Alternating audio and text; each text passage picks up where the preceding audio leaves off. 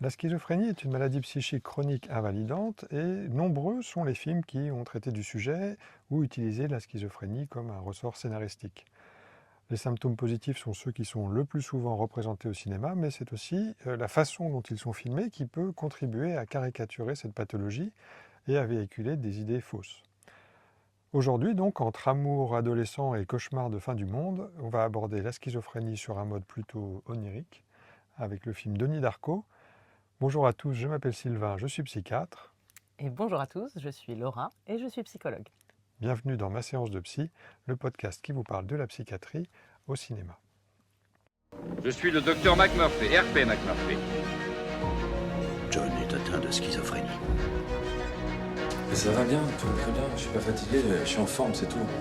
À chaque fois, c'est moi la bonne poire. Et après, je me réveille et puis je me sens complètement vide. J'ai rien. Qu'elle se fout de vous, qu'elle vous ment, comme à moi. Vous pensez que je me suis fait des idées? Que j'entends des choses que je devrais pas entendre? Vous écoutez l'épisode 27 et aujourd'hui, je suis content que tu sois avec moi Laura parce que tu vas pouvoir me canaliser un peu parce qu'on va parler d'un de mes films préférés de tous les temps, Denis Darko. Et ça va être l'occasion de parler de la schizophrénie, un sujet qu'on n'aborde pas souvent dans le podcast. Je crois qu'on a dû en parler, moi j'ai dû en parler dans le tout premier épisode avec Un homme d'exception, et je crois que j'ai pas eu trop l'occasion d'en reparler depuis. Donc c'est une très bonne chose. Mais je vais avoir envie de dire plein de trucs, donc Je suis là, je suis là, tout ira bien. Bon, comment ça va sinon? Et bien ça va, comme un dimanche matin, visiblement sans croissant, puisqu'on ne peut pas mettre de miettes sur tes beaux fauteuils, donc je suis déçue mais contente. Le podcast avec le croissant dans la bouche, c'est pas terrible non plus. Pour moi, c'est... D'accord. Bon, alors de quoi on va parler aujourd'hui, Laura? Alors, bien sûr, comme d'habitude, je vais vous faire une petite présentation du film. Ensuite, tu nous parleras des clichés sur la schizophrénie, parce que c'est vrai que, bon, alors, même si maintenant les gens commencent à être de plus en plus informés sur les maladies mentales en général, et sur la schizophrénie en particulier, c'est important aussi qu'on déconstruise un peu le mythe autour de la schizophrénie. Ensuite, comme Denis Darko, ça parle quand même d'une période, on va dire, entre l'adolescence et l'âge adulte. Et on sait que c'est une période qui est un peu sensible, notamment en ce qui concerne la schizophrénie. On parlera justement de ce passage délicat à l'âge adulte. Plus cliniquement, on s'intéressera au cas de Denis Darko et on verra juste comme ça, en quelques minutes, s'il coche bien les critères du DSM-5 en termes de schizophrénie. Tu nous parleras de l'importance de la famille et de l'entourage dans la schizophrénie. Ça, c'est vraiment quelque chose de fondamental qui peut changer beaucoup de choses aussi. Comme dans toutes les maladies, pas que dans la Ouais, c'est schizophrénie. vrai. En tout cas là, a fortiori là. Ouais. On parlera aussi des relations amoureuses. Est-ce que c'est compatible ou pas avec la schizophrénie? Là, dans le film, c'est quand même un des sujets centraux, donc ça permettra de faire le lien. Et puis, je vous dirai un petit mot sur le suicide dans la schizophrénie. Et puis, avant de donner notre avis sur le film et nos recommandations, on fera un petit passage sur les représentations de la psychiatrie et du traitement de Denis Darko dans le film. Ouais. Parce qu'il a une psychiatre qui est un peu... Discutable. Ouais, il y a du bon et du moins bon. Voilà, donc on verra ça. C'est bon pour toi? C'est super bon. Bon, voilà, vous êtes prévenus. Ma séance de psy, épisode 27, c'est parti. 28 jours, 6 heures, 42 minutes et 12 secondes.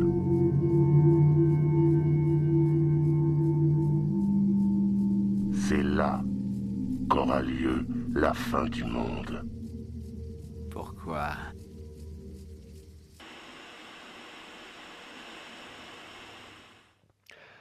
Denis Darko est un film fantastique américain de 113 minutes écrit et réalisé par Richard Kelly et sorti dans les salles en octobre 2001.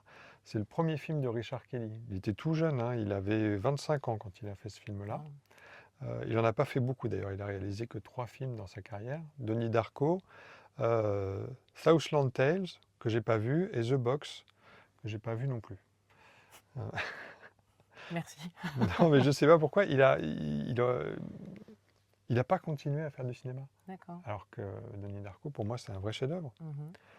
C'est tellement un chef-d'œuvre que le magazine américain Empire avait fait un classement des 50 plus grands films indépendants de tous les temps, et Donnie Darko est classé 2e, Ah oui, quand même. derrière, Reservoir Dogs, de Ah Quentin ouais. Tarantino. Waouh, ouais, donc bel honneur. Bah oui, Et c'est ton film préféré, tu m'as dit, tu l'as vu combien de fois? À vous. je sais pas, j'ai pas compté, mais bon, pas tant de fois que ça, j'ai dû le voir une 20aine de fois. C'est tout petit, effectivement. Mais bon, mais je me lasse pas. D'ailleurs, ça a été très plaisant pour moi de le revoir avec toi. Bon, même si c'était pas la version que j'aurais voulu. Mm. Mais ça, j'en parlerai après. Et donc, Donnie Darko, c'est aussi le film qui a révélé au grand public l'acteur Jake Gyllenhaal, qui, je pense pas, avait fait d'autres films avant. Là, il avait 19 ans. Et il apparaît ici pour la première fois. Et donc, il joue aussi avec sa sœur Maggie, qui elle aussi est actrice et fait du cinéma. Et elle joue une de ses sœurs dans le film. Au casting, il y a aussi l'acteur Patrick Swayze, qui avait accepté de jouer ce rôle-là, justement parce que donc il joue un rôle un petit peu particulier, qui tranche un peu avec les rôles habituels de beau gosse ou de gentil, tout simplement. Parce que là, c'est un peu le méchant, on va dire, du film. Il y a qui d'autre? Il y a Drew Barrymore. Drew Barrymore, qu'on connaît de... T'étais pas né, toi, mais E.T., tu l'as vu? Bien sûr. Voilà. Noah Wyle, moi que j'aime bien, le docteur Carter dans Urgence, Ouais. qui a joué dans plein d'autres trucs, qui rejoue même dans une série d'urgence médicale qui s'appelle The Pit, que je vous recommande, qui est vachement bien. Et puis Seth Rogen aussi, qui joue dans ce film, et c'était son premier rôle à Seth Rogen. Lui, je connais pas trop sa filmo, mais bon, c'est vrai que là, il apparaît, et la première réplique de Seth Rogen de toute sa carrière, c'est « J'adore tes nichons ». Ah ouais? Sacrée réplique. Première réplique de toute sa carrière dans Donnie Darko. C'est bon, voilà, c'est un bon moyen de débuter. Ouais. Alors Donnie Darko, d'ailleurs, c'est un film, figure-toi, qui a failli jamais sortir dans les salles parce que il était programmé pour sortir au mois d'octobre 2001. Donc en septembre 2001, tu sais ce qui s'est passé? Un petit peu. Un petit peu, hein, il y a eu les attentats du 11 septembre, avec justement ces avions qui se sont crashés dans les Twin Towers. Et un des sujets de Donnie Darko, ça tourne justement autour d'un crash d'avion. Pas de bol. Voilà. Et le film commence notamment avec un réacteur d'avion qui s'écrase dans la maison de Donnie Darko. Donc ça faisait mauvais genre après le 11 septembre. C'est pour ça d'ailleurs que le film a été un échec commercial. Il n'a pas du tout marché. Il a connu après le succès qu'on connaît aujourd'hui, mais surtout par le bouche à oreille et puis par tout simplement les vidéos. Donc heureusement pour nous, ce film a quand même connu du succès. Il est arrivé jusqu'à nous parce que ça vaut vraiment le détour. Notamment rien que pour le costume de Franck le Lapin, qui est inspiré par un cauchemar qu'a fait Richard Kelly. D'accord. Qui lui a donné l'idée de faire ce truc-là. Ouais, il est costaud, ça c'est vrai. C'est marrant, ces réalisateurs qui font des cauchemars et qui tournent ça dans leurs films. Comme James Cameron qui avait fait le cauchemar du Terminator qui a décidé d'en faire de retranscrire son cauchemar dans le film. Ouais, parce qu'ils ont tellement peut-être eu de l'émotion au moment du cauchemar qu'ils veulent partager cette émotion avec les autres, c'est marrant. C'est l'analyse de la psychologue. Tout à fait, tout à fait. Bon voilà, c'est à peu près tout ce que je pouvais dire sur Donnie Darko. Il y a quelques petites anecdotes marrantes, mais bon, moi les trucs que j'avais même pas remarqué, comme quoi la maison de Donnie Darko, c'est la même maison qu'a utilisée dans le film Scream 3. Je n'ai pas remarqué les détails architecturaux, mais bon, voilà, si vous avez vu Scream 3, peut-être que vous ferez le rapprochement. Et Et truc important, c'est que la scène mythique du travelling dans les couloirs de l'école, je ne sais pas si tu te rappelles, au début du film où ils descendent, ça commence, la caméra elle est tournée comme ça, et puis Oui, oui, ils oui, oui. descendent du bus et Ouais, tout, et puis on une ouais. espèce de, euh, ouais, de plan séquence comme ça, hein, où ça te présente un petit peu tous les principaux protagonistes du film. Bah ça a été complètement improvisé. D'accord. Ils ont fait ça pendant une pause déjeuner. Et puis finalement, Richard Kelly, il a gardé cette C'est scène-là génial. pour le film. Et pour moi, c'est une des meilleures. Voilà ce que je pouvais dire sur Denis Darko. Je te propose sans transition, on passe directement à la première partie, c'est-à-dire tu vas nous parler des clichés sur la schizophrénie. Et oui, parce que bah, malheureusement, il y a beaucoup de termes psychiatriques, des maladies graves, qui sont tombés dans le langage commun pour désigner des traits de caractère totalement normaux. Par exemple, on dit que quelqu'un est parano dès qu'il a peur d'un petit quelque chose, ou qu'il est schizo, je mets des gros guillemets, quand il change d'avis, d'humeur d'un seul coup. Alors moi, je voulais revenir sur le cliché du patient schizophrène. En général, les gens pensent directement à... Enfin, ça se résume à j'entends des voix ou j'ai une autre personnalité. Mais dans le film, on voit bien qu'il s'agit d'une multitude de symptômes et ce film ne représente qu'un seul sujet. Il y a beaucoup d'autres formes d'expression de la maladie. Donc, je vais vous développer brièvement les trois types de symptômes qui peuvent se manifester de façon chronique ou de façon épisodique. Et on peut vérifier ensemble dans le film si Donnie les a ou pas. Donc en premier lieu, il y a ceux qui sont dits positifs ou productifs, c'est les plus impressionnants, les délires et les hallucinations. Et ça peut se traduire par un sentiment de persécution. Là, clairement, oui, Donnie, il l'a. Oui.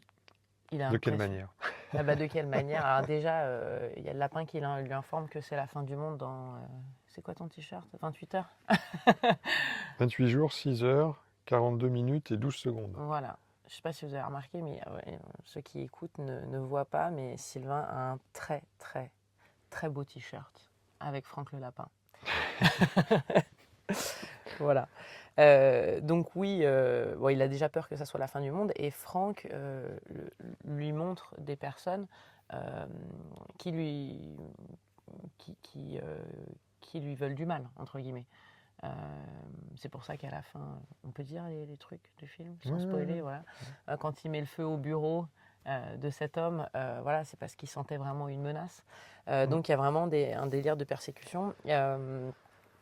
Une mégalomanie, des idées délirantes, invraisemblables et excentriques. Est-ce qu'il en a?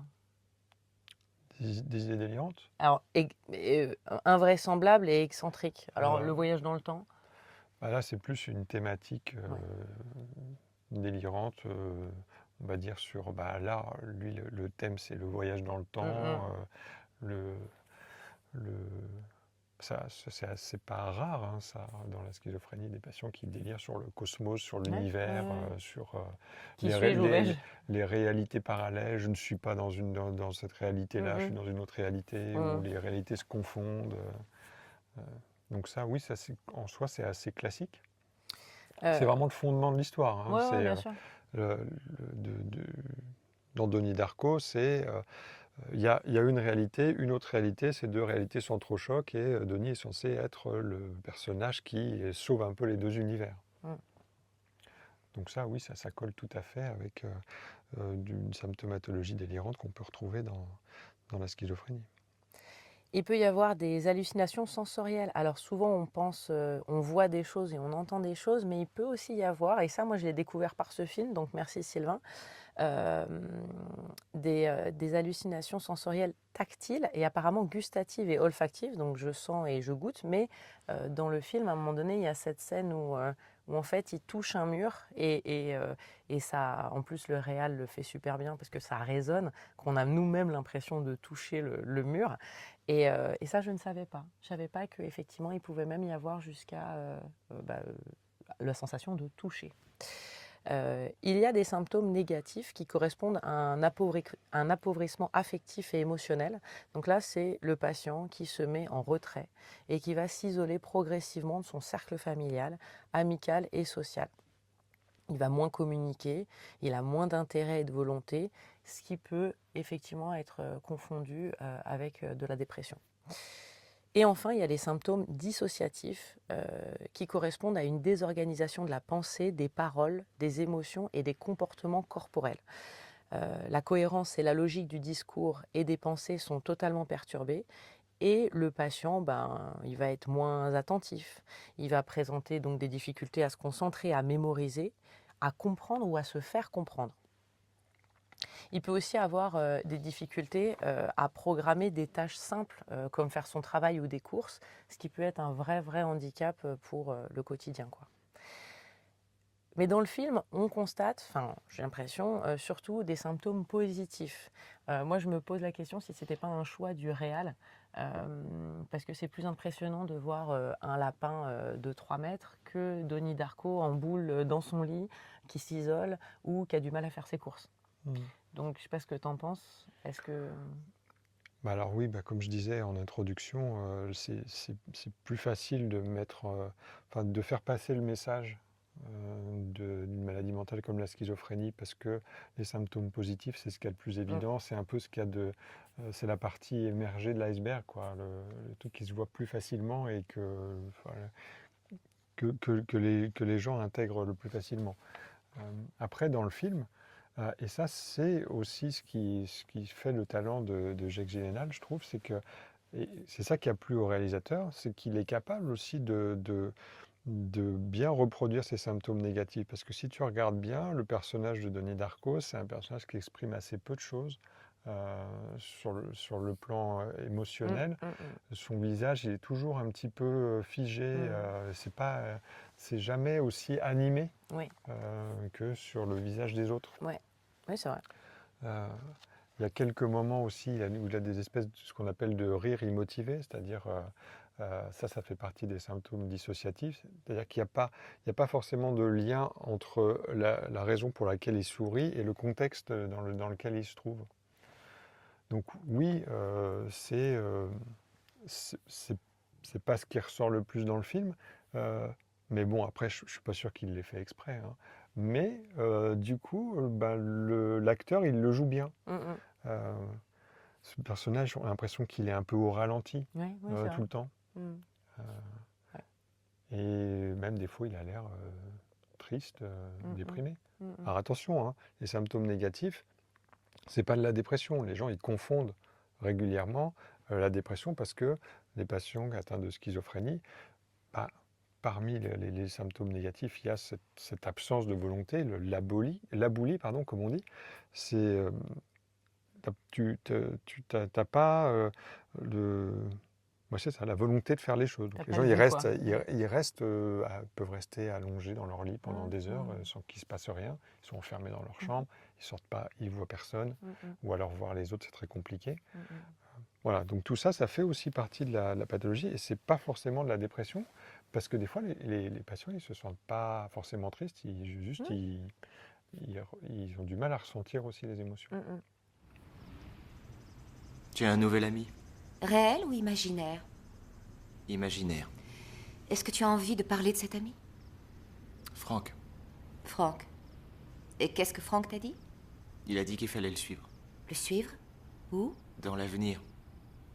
Et ensuite, que s'est-il passé? Ensuite,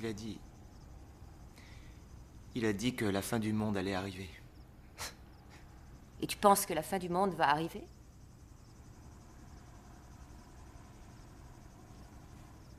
Non. C'est stupide. Donc une fois qu'on a dressé un petit peu le tableau un peu des symptômes d'un patient schizophrène, on peut aborder le sujet de l'adolescence. Et bien oui, parce qu'on dit souvent que, et des études ont montré que la schizophrénie, elle se révèle généralement au cours de l'adolescence, entre 15 et 25 ans. Mais elle débute souvent plus tôt avec une forme atténuée. Alors Donnie, dans le film, il est au lycée. C'est un jeune homme qui est brillant en classe. On le voit tout de suite dans son cours de littérature, je crois. Il est très, très pertinent. Il ose dire ce qu'il pense. Par exemple, il défend... en plus, il a une notion assez de la justice. On voit qu'en début du film, il a de l'empathie. Il défend une camarade qui se fait maltraiter. Il ose recadrer un adulte. Donc, il y va, quoi. Alors, ça peut passer pour de la pertinence, voire de l'insolence. Et cette attitude d'opposition, au final, elle est très courante chez les ados, donc pas inquiétante. Le souci, c'est que, parce qu'effectivement, dans l'adolescence, on doit se confronter à l'adulte pour s'en affranchir et permettre son propre passage au stade d'adulte. Donc, c'est un comportement qui peut paraître tout à fait banal, très désagréable, certes, pour les adultes, je l'entends, mais c'est entre guillemets normal pour un ado. Sauf que là, l'intensité, elle va monter crescendo. Il va contredire en classe, puis carrément insulter la professeure qui convoque ses parents. Ah Ouais. oui, c'est vrai. Ah ouais. Et d'ailleurs, son père se marre bien et il voit pas la gravité. Vraiment, on voit qu'il est avec son fils, genre go my son, quoi. C'était très drôle ce que tu as fait. Et alors là, il va jusqu'à insulter en public un homme politique durant son discours. Donc, salle pleine, il se lève et là, il le traite de tous les noms. Et puis, sa haine et son délire le poussent à incendier son bureau. Donc, voilà, là, c'est pas normal. Hein. On n'est plus dans l'insolence. Alors, pourquoi l'adolescence, c'est une période de vulnérabilité? Mais parce qu'en fait, le cerveau, c'est une structure qui est dynamique et elle est caractérisée, cette structure, par sa plasticité. Ça veut dire que c'est une capacité à se structurer, à se restructurer au cours du temps, selon les événements et les expériences vécues. En gros, dès l'âge de 10-12 ans et jusqu'à 30 ans, le passage de l'enfance à l'âge adulte se traduit par une phase particulièrement intense de maturation du cerveau. Donc là, il va vivre énormément de choses et les neurones et les différentes régions cérébrales, elles vont se réorganiser. L'adolescence, donc, constitue une période critique pour le bon fonctionnement du cérébral futur. Donc c'est comme une préparation, c'est comme du terreau, quoi. Le problème, c'est aussi que c'est la période peut-être de la vie où le stress et la découverte de substances débarquent et peuvent perturber ces processus cérébraux. Donc, cette maladie, en fait, elle peut s'exprimer de manière très différente en fonction des individus, ce qui rend la détection, au final, encore plus complexe, parce que, comme on l'a dit, ça apparaît vers l'adolescence où la personnalité est de tous, de toi, Sylvain, tu l'as été, moi aussi, et ceux qui nous écoutent aussi, on a été bouleversés et les comportements peuvent être inhabituels et inquiétants. Tu vois, le fameux « Ah ça lui ressemble pas hein. ». C'est vraiment ça. Parmi les signes, on peut voir un retrait social, un désintérêt pour les autres, de la méfiance, l'apparition des croyances inhabituelles, une difficulté de concentration ou à l'inverse, une attention exacerbée. Alors la pensée, elle peut être aussi comme bloquée. La personne, elle confond imagination et souvenir réel. Les perceptions peuvent être aussi perturbées, le son, les lumières peuvent être insupportables. Il peut y avoir des troubles du sommeil, de l'appétit, de l'anxiété, de la tristesse, de l'irritabilité ou de la perte de motivation, ce qui va entraîner peut-être une diminution des performances scolaires. La vraie difficulté chez l'ado, c'est qu'il a du mal à parler. Déjà parce qu'il ne sait pas trop ce qui lui arrive et il ne sait pas à qui parler, parce qu'il a peur peut-être de faire peur à ses proches. Il n'a pas envie de perdre ses proches. C'est pour ça que c'est très important, et je le dis vraiment, c'est très important. Il y a 70% des patients qui décrivent leurs premières difficultés à un soignant. Donc ce n'est pas à la famille, c'est un soignant. C'est pour ça que c'est nécessaire, dès que vous avez quand même une inquiétude par rapport à un adolescent, prenez-lui rendez-vous chez un professionnel de santé, le médecin généraliste, un psychiatre, un psychologue. Même s'il est réfractaire, moi la phrase que je dis souvent c'est « vous l'emmenez une fois, si ça ne lui plaît pas, il ne revient plus jamais dans cet endroit ». Et donc du coup ça met le pied à l'étrier en mode « bon vas-y ». Et après ça c'est à nous de faire le job, c'est à nous de les convertir et de faire qu'ils aient envie de revenir. Donc ça, c'est une bonne expression pour les rassurer. Voilà, par rapport à l'adolescence. Donc en fait, pour résumer, si je comprends bien, l'adolescence et le passage à l'âge adulte, c'est une période difficile, à négocier en tout cas. Il y a des modifications hormonales, il y a la prise de conscience des responsabilités, le stress, qui est lié à plein de choses, les études, l'orientation professionnelle, les relations avec les autres, la volonté d'indépendance, tu l'as souligné, et puis le premier contact aussi avec les substances, l'alcool ou les drogues. Oui. Voilà. Donc tout ça, c'est des facteurs de risque qui peuvent, chez des personnes prédisposées, favoriser l'apparition de maladies comme la schizophrénie.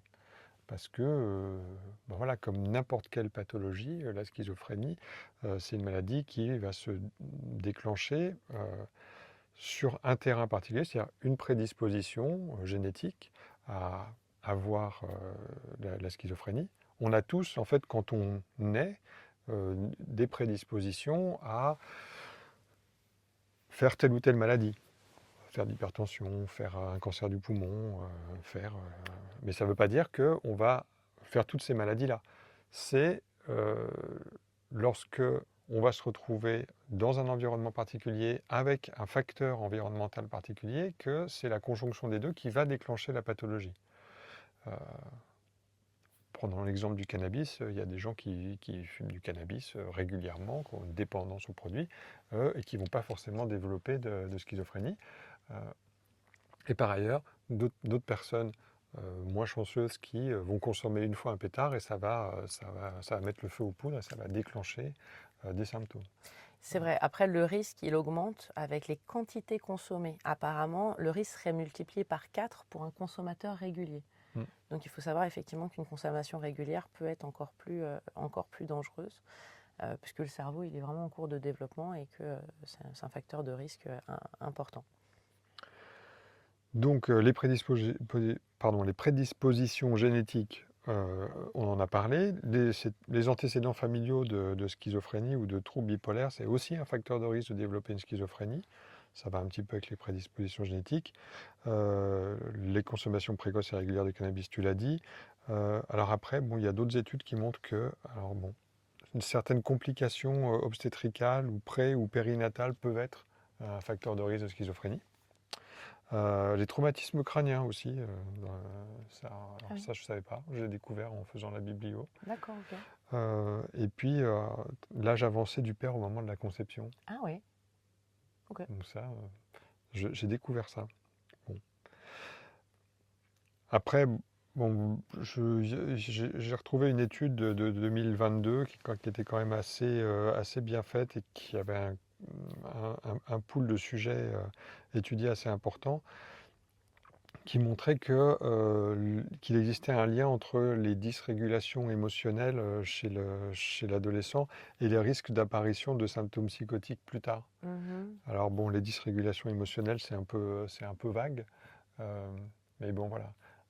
Un enfant qui a du mal à réguler ses émotions ou qui surréagit, ça pourrait plus tard... Ou à l'inverse, qui n'a pas d'empathie, par exemple. Ouais.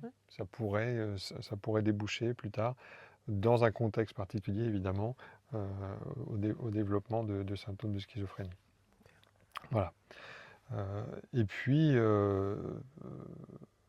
il y a là tu vas peut-être pouvoir reprendre la parole pour en parler, ce qui est décrit dans la littérature comme ce qu'on appelle les symptômes prépsychotiques, c'est-à-dire des symptômes qui peuvent être déjà présents plusieurs mois ou plusieurs années avant l'apparition de la maladie, comme ce qu'ils appellent le vécu hostile de l'ambiance, ou alors l'isolement, ou tout simplement des troubles cognitifs comme des chutes, des mauvaises notes ou une diminution des résultats scolaires. Et puis aussi des choses qui peuvent apparaître à minima comme des idées de référence. Du coup, tu voulais un peu parler des inférences arbitraires, c'est ça?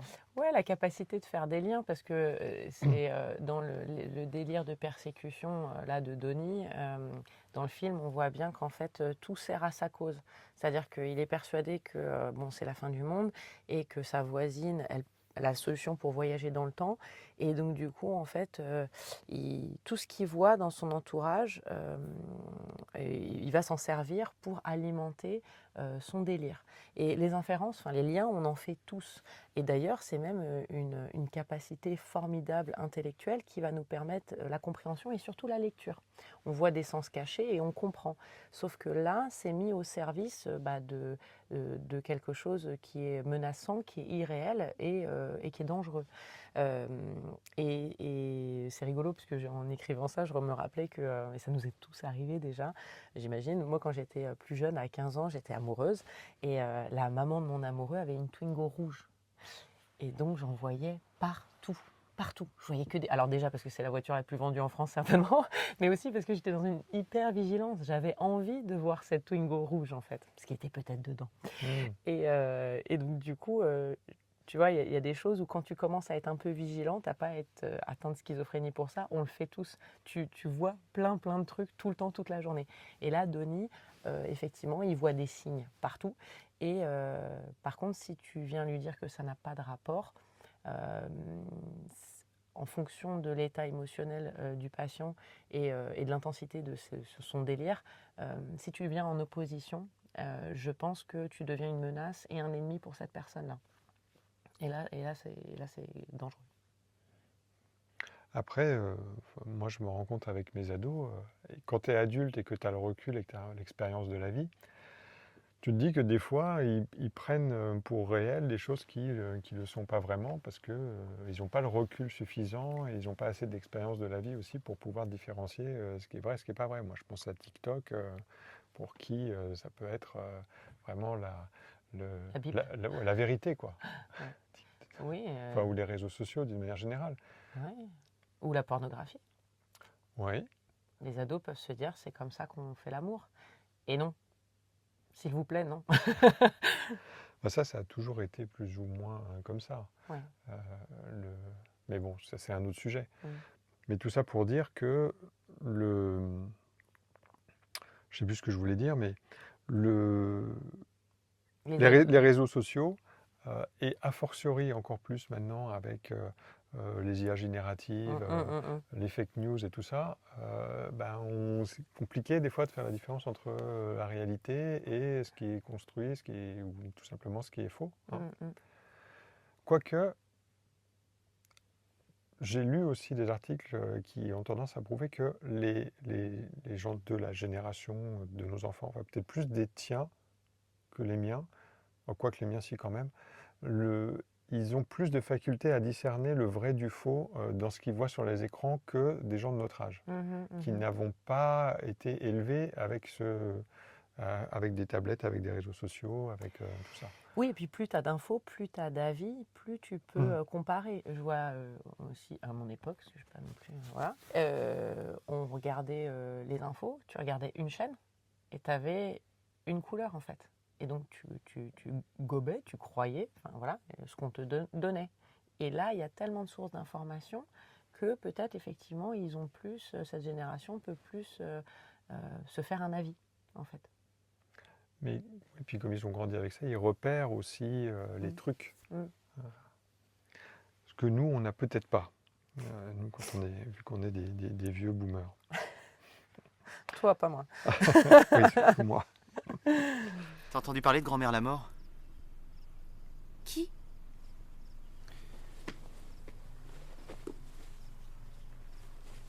La philosophie du voyage dans le temps. Mais qu'est-ce que c'est que ça? C'est elle qui l'a écrit.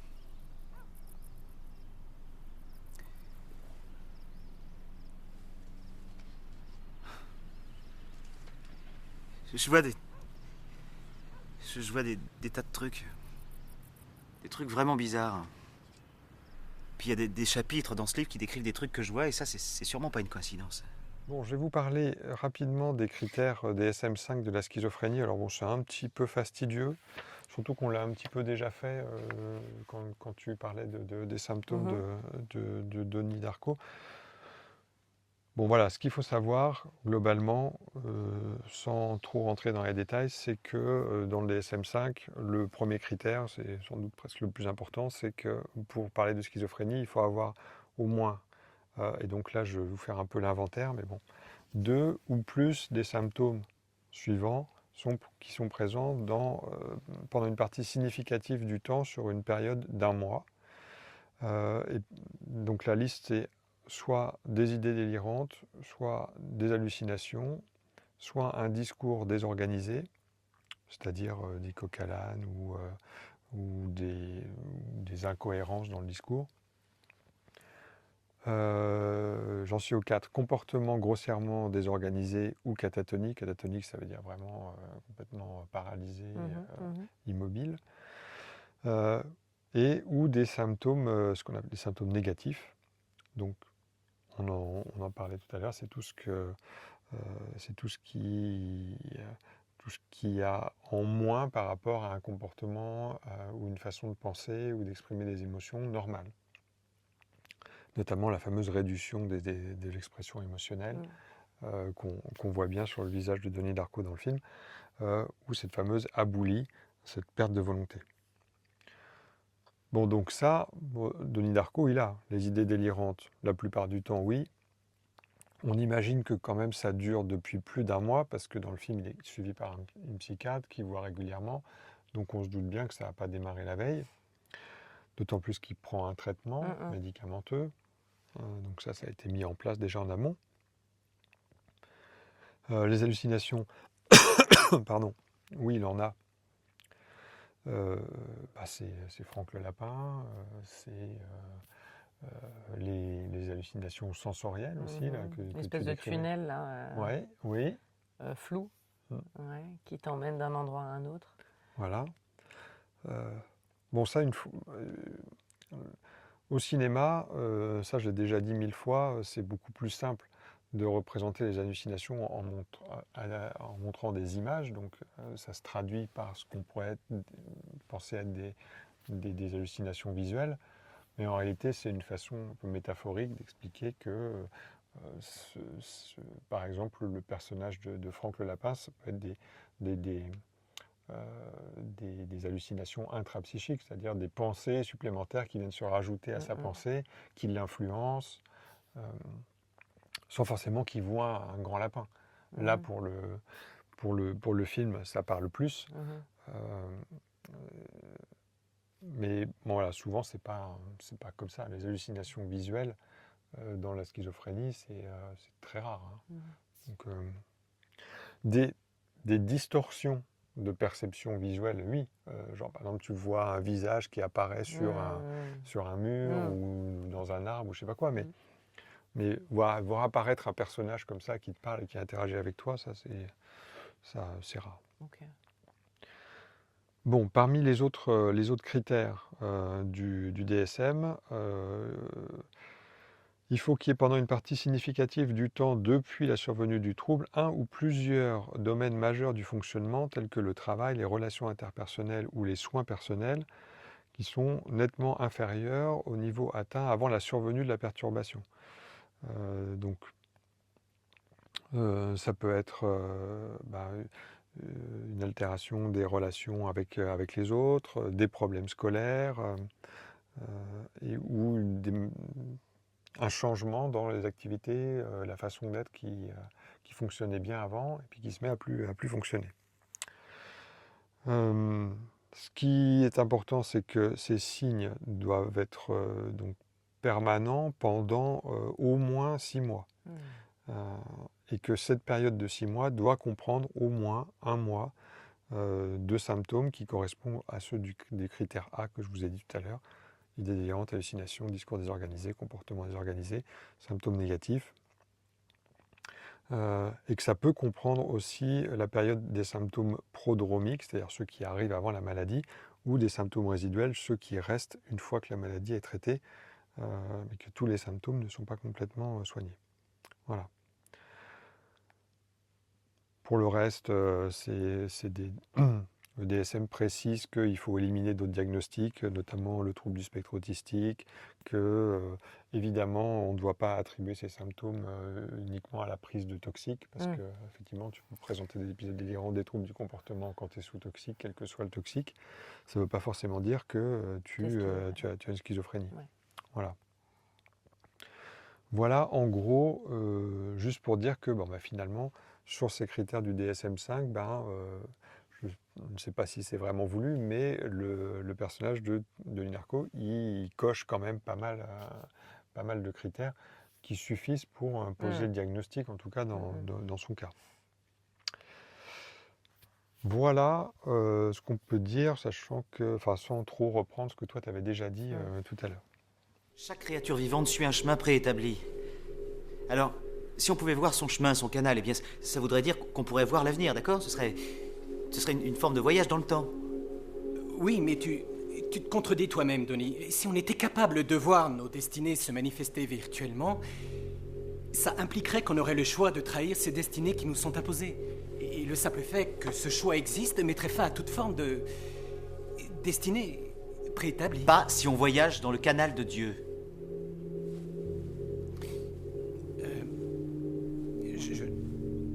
Je ne crois pas pouvoir poursuivre cette conversation. Pourquoi? Je pourrais perdre mon travail. Très bien.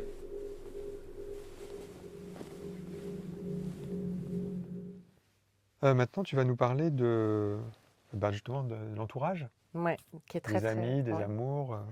De la famille et même des soignants. Parce que moi, c'est vraiment ce que j'ai vu dans ce film et je voulais vraiment souligner l'importance de l'entourage. Pas que dans la schizophrénie, mais dans toutes les maladies physiques et psychiques. Parce que c'est une espèce de filet de sécurité monstrueux dont il ne faut pas se passer. Et donc dans le film, on voit qu'il a des amis, il a 2 sœurs, il a des parents aimants, il a une psy et même une petite amie. Et ils assistent souvent impuissants à des expressions plus ou moins brutales de la maladie. Et du coup, voyons un peu leur réaction. Déjà, alors sa grande sœur, le film commence comme ça et je trouvais que c'est vraiment une super belle scène. Ils sont tous à table et sa sœur, je ne sais pas si tu te rappelles, elle balance, mais elle balance assez méchamment à ses parents. De toute façon, il ne prend plus ses traitements. Alors, ce qui est vécu totalement comme une trahison par Denis, parce que c'est une balance, hein, clairement.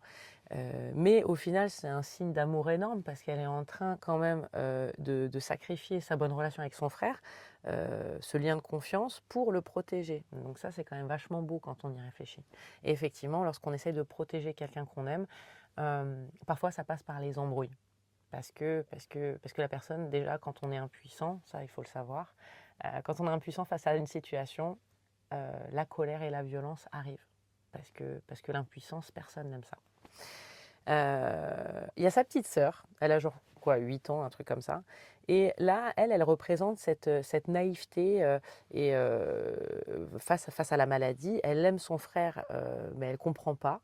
Et d'ailleurs, il y a une scène où il est, je crois, dans la salle de bain et il est avec Franck. Et d'ailleurs, c'est là où il touche les murs et c'est vraiment une hallucination forte. Et elle va le sortir de cette hallucination, de ce délire, en lui demandant « mais qu'est-ce que tu fais ?» Et là, boum, ça fait bouton on-off et on voit qu'il sort de ce délire. J'imagine que la réalité, elle n'est pas tout à fait comme ça et que peut-être que quand les épisodes sont très aigus, c'est pas en tapotant sur l'épaule, en disant « Eh oh, comment ça va ?» que la personne sort tout de suite. Donc là, c'était peut-être pour la beauté du film et le côté, voilà, la force de... qu'il était encore rattrapé par la réalité à ce moment-là du film. J'ai plus vu comme ça. Oui, c'est ce moment de distorsion de la réalité où il a l'impression qu'il peut rentrer son doigt dans le miroir et que le miroir se déforme, que son image se déforme dans le miroir. Ça, c'est assez fréquent aussi dans la schizophrénie, la dysmorphophobie, ou même le fait de ne plus pouvoir se reconnaître quand on se regarde dans un miroir. Ah d'accord. Ça, c'est extrêmement terrifiant pour les patients. J'imagine. Parce que tu vois un reflet qui ne correspond pas à ce que tu imagines de toi. D'accord, oui. Donc je te laisse imaginer l'angoisse que ça peut déclencher. Alors après, tu as ses parents. Alors on voit qu'il parle beaucoup pour un ado. Je trouve qu'il parle quand même pas mal avec ses parents. Souvent à table, où il parle assez profondément avec son père. Alors sa mère, à un moment donné, il lui dit en pleurant que c'est terrible d'avoir un fils, alors il dit fou ou dingue, je crois, je ne sais plus l'expression qu'il emploie. Et elle lui dit, les yeux pleins de larmes, non, c'est formidable. Et moi, je trouve que c'était ultra beau parce que, en fait, là, elle est en train de parler de son fils et pas de la maladie. Et souvent, les patients malades ont tendance, malheureusement, à se résumer à leur maladie en se disant, ben voilà, je suis diabétique, j'ai un cancer, donc du coup, ou je suis schizophrène, voilà. Et un peu comme je suis policier ou je suis psychologue, mais en fait, il ne faut pas se résumer à ça. Ça, c'est super important pour que les patients qui sont atteints de n'importe quelle maladie l'entendent. C'est qu'en fait, les proches, ceux qui connaissent par cœur, ils aiment la personne malgré la maladie et ils voient plus ce qu'il y a en dessous. Alors, tu as le père aussi. Le père, alors lui, c'est particulier. Quand Denis lui dit qu'il est fou, et son père, il lui dit non, c'est moi qui suis fou, pas toi. Et là, je pense qu'il prend une balle. Il prend une balle pour son fils et il met en lumière, il met la lumière un peu sur lui. Par amour et pour rassurer son fils. Genre, en gros, non, mais toi, ça va, c'est moi qui. Voilà. Mais je pense qu'il a. Enfin, peut-être qu'il y avait aussi une envie de souligner la part génétique et héréditaire de la maladie. Alors, ce qu'il faut savoir, c'est qu'effectivement, la schizophrénie a une composante héréditaire. Les études montrent qu'avec un parent atteint, on a 7% de risque de l'être également. Alors, c'est un risque, ça ne veut pas dire qu'on va l'être, attention. Contre 1% de la population en général. Avec 2 parents malades, ce risque augmente à 27%. Et par exemple, les vrais jumeaux, si l'un est schizophrène, l'autre aura 50% de chance, de risque de le développer. Mais quand c'est des faux jumeaux, la probabilité, elle tombe à 10%. Rien que le fait que les vrais jumeaux ne développent pas la maladie à 100% prouve bien que ce n'est pas que génétique. Et ce qui est très important aussi de dire, je pense, et de rappeler, c'est que pendant longtemps, on a cru que... il y a une culpabilité parentale énorme de dire ok, bon ben j'ai refilé mes mauvais gènes à mes enfants. Il n'y a pas de mauvais gènes, il y a ce qu'on appelle des gènes de vulnérabilité, comme tu disais au début, qui peuvent être déclenchés mais qui peuvent très bien ne pas être déclenchés. Donc on transmet des choses formidables, des beaux yeux, des capacités intellectuelles à nos enfants. Et oui, on transmet aussi des gènes de vulnérabilité. Donc voilà, par rapport à la famille. Ah oui, non, pardon, n'importe quoi. Il y a encore du monde dans le bus. Donc sa copine, c'est dimanche matin, ça va. Sa copine, maintenant. Donc sa copine, il tombe amoureux, c'est super mignon. Et elle s'inquiète et elle arrive à le faire redescendre quand, vers la fin du film, il est quand même dans une intensité assez folle. Et il mousse contre cet homme politique. Et elle lui dit calmement, mais t'es sûre que ça va ? Et à ce moment-là, moi, j'ai remarqué qu'elle était ni agressive, ni dans le jugement. Elle n'est pas non plus dans l'antipathie, genre à rigoler ou à dire « ouais, ça va, cool, détends-toi ». Elle est là pour lui. Et je pense que c'est une forme d'humanité, une empathie, et pas une sympathie ou une antipathie, qui va le faire redescendre. Donc ça aussi, c'est une attitude qui est très importante d'avoir avec n'importe quel patient qui est dans un délire. C'est de ne pas aller dans une opposition en disant mais n'importe quoi, etc. Et c'est de ne pas non plus aller dans l'antipathie en rigolant ou en étant complètement allez, on s'en fout, alors que pour la personne, c'est très grave. Tout ça, ça fait mousser. Donc elle a la bonne attitude, je pense. Et ça s'apprend. Ça s'apprend. L'empathie, donc, c'est la capacité à comprendre les émotions de l'autre. C'est différent. Sans se les approprier. Voilà. Ça, c'est la sympathie. C'est-à-dire partager avec l'autre l'émotion. Ce qu'on, normalement, on n'attend pas d'un thérapeute, d'un psychiatre ou d'un psychologue. C'est-à-dire que quand tu es triste et que tu pleures, la réaction de ton thérapeute, c'est pas de se mettre à pleurer avec toi et de partager ta souffrance. C'est de la comprendre. T'as déjà pleuré en consultation ? Non. Dans ta carrière ? Non. Moi, j'ai pleuré 2 fois, mais de joie. D'accord. Sur un truc ultra émouvant, j'ai une larme qui a coulé et je me suis excusée en disant pardon, mais c'est trop beau ce que vous dites. Donc voilà. Ouais, mais alors c'était... Oui, c'était pas de l'empathie, c'était pas de la sympathie, c'est une réaction en fait. C'est juste une réaction. voilà. C'est parce que si tu vas dans dans les mêmes symptômes que ton patient, tu ne vas pas l'aider. Non. Voilà. Et on fige, on cristallise l'émotion. Donc voilà, petite nuance entre empathie et sympathie. Bon, l'antipathie, vous avez compris, c'est le contraire de l'empathie. C'est l'inverse.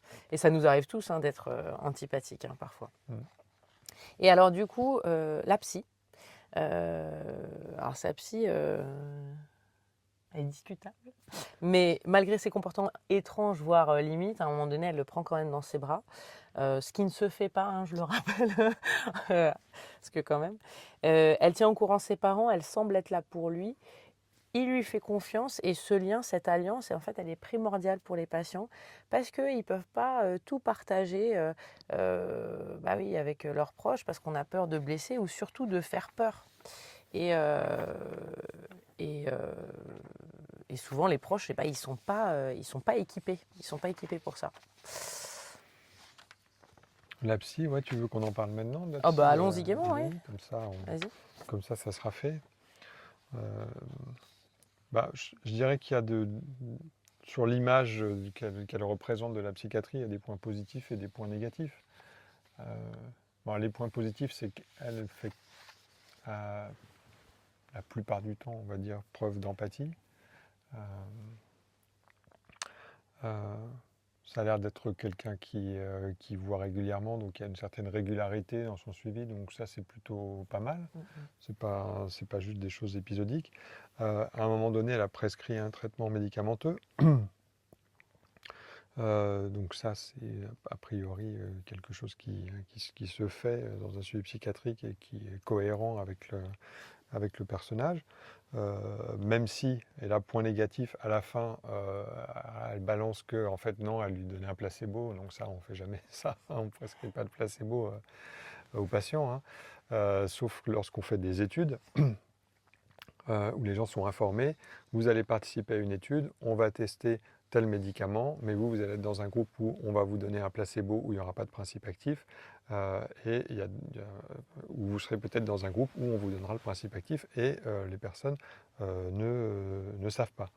Mais en pratique générale, quand on voit les patients et quand on prescrit un traitement, on prescrit un principe actif. On ne prescrit pas du sucre ou de l'huile d'olive. Voilà. Donc bon, alors ça, elle, quand à la fin, elle dit « ouais, non, en fait, c'est un placebo », ou alors genre « non, tu peux arrêter ton traitement », bon, voilà. Bon, elle vrille un peu à la fin, quand même.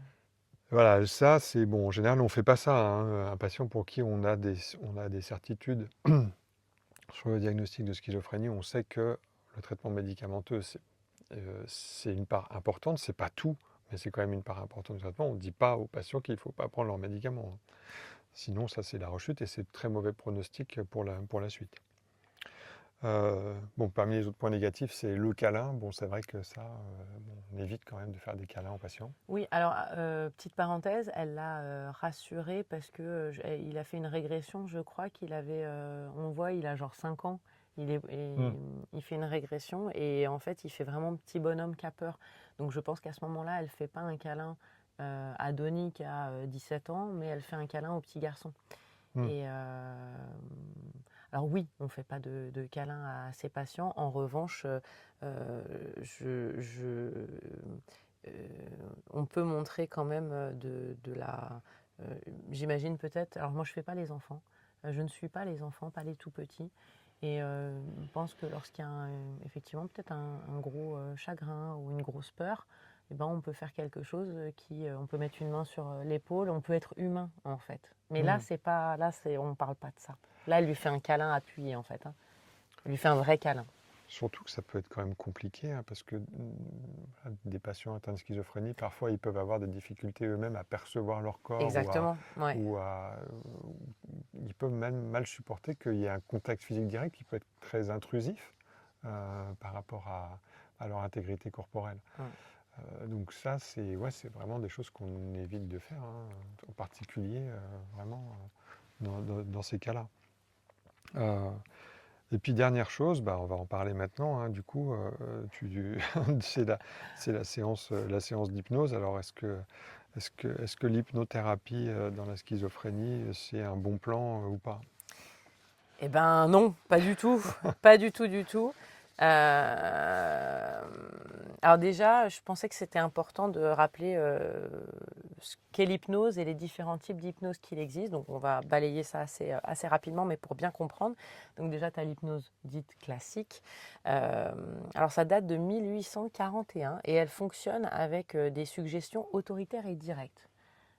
Dormez maintenant, vos paupières sont lourdes, voilà le fameux, voilà, vous êtes fatigué.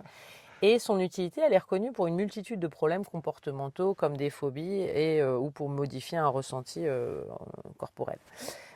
Après, c'est effectivement, ça s'est développé.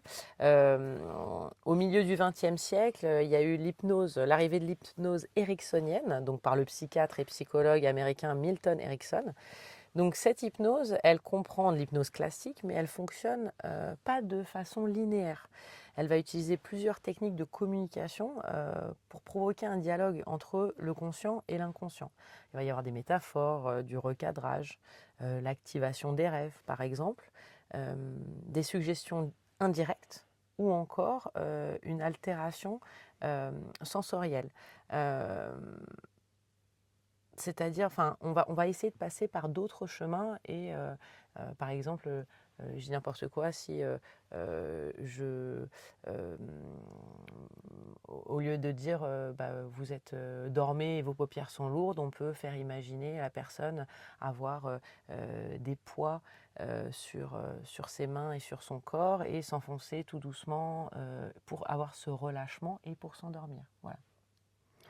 Ok. Il peut y avoir l'hypnose aussi humaniste. Alors ça, c'est une forme d'hypnose qui n'utilise pas de suggestion directe, plus du tout. Là, le thérapeute est comme un guide qui aide le patient à cheminer et à donner du sens à ses troubles. Donc là, le patient, c'est l'acteur principal. C'est pour ça qu'il y a le terme humaniste. Il y a aussi la nouvelle hypnose. Alors, ça a été créé en 1979 par Daniel Azaoz.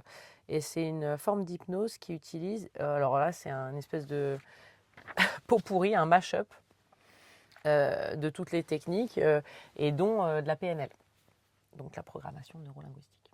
Okay.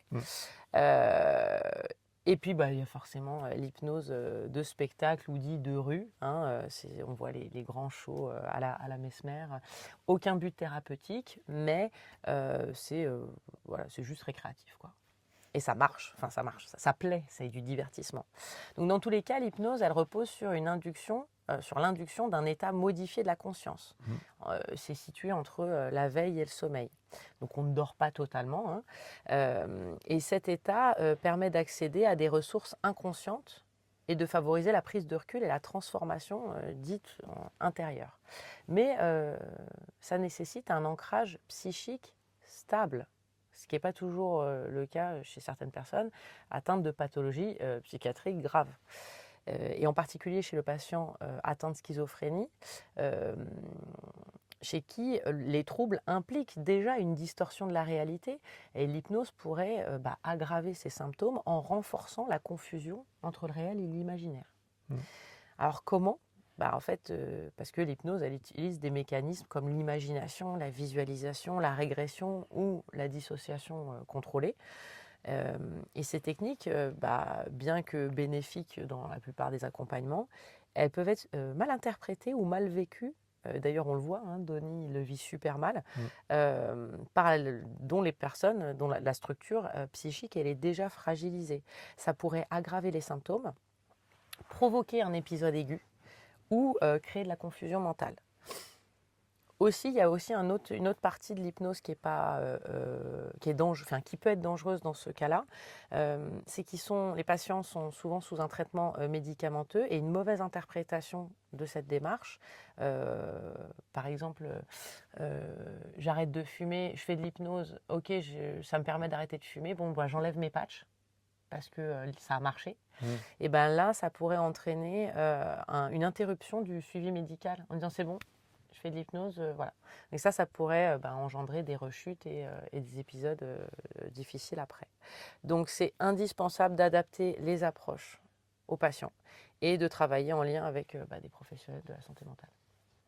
Tu l'as dit, hein, intuitivement, quelqu'un qui a des difficultés d'insight, c'est-à-dire d'insight, déjà comprendre, entendre qu'il y a une pathologie, que ce qu'il vit c'est en rapport avec sa pathologie, qu'il a des difficultés à percevoir ses pensées, son corps, l'intérieur de lui, l'obliger à le mettre dans un état où on va induire encore plus de confusion dans tout ça, on se dit que empiriquement c'est quand même c'est pas super safe, quoi. Bon voilà, après ça reste mon avis pratique sur la question. Alors juste je termine sur l'épisode d'hypnose, mais alors si c'est pas l'hypnose, comment traiter la maladie? Tu as les médicaments antipsychotiques, alors tu en parleras mieux que moi, mais c'est juste ce qu'il faut comprendre, c'est qu'un des principaux rôles de ces antipsychotiques, c'est qu'ils atténuent les symptômes, principalement les symptômes positifs, et ils réduisent les risques de rechute. Donc ça, c'est le traitement, je pense qu'il est primordial dans le traitement de cette maladie. Après, on peut avoir une approche psychosociale. Il peut y avoir de la remédiation cognitive. On l'a vu, il y a de la désorganisation de la pensée, de la parole, des relations. Donc, par des exercices en petits groupes ou de manière individuelle, à travers des jeux de rôle, on peut travailler là-dessus.